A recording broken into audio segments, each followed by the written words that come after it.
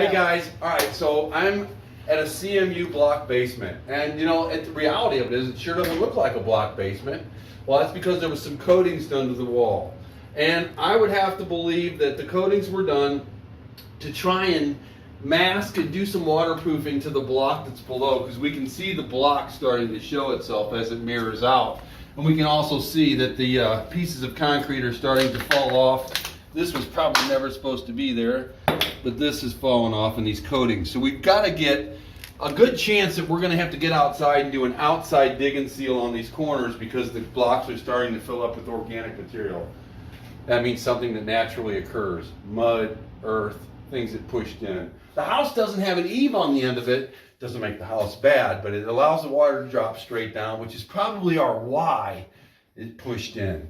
Because we can see the beam pocket on the outside broke the block a little bit, and we can fix that with some carbon fiber. Having said that, the system has probably been inundated with mud, and I say it has been. So we're going to need to refresh that.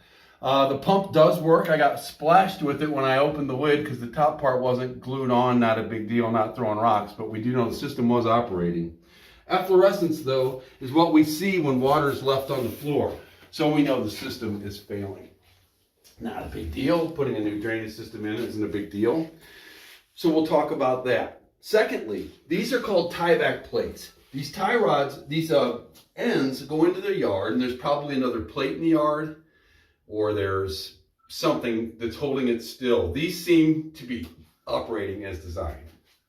We don't see differential movement. And as I make this other corner, this is the back rear corner.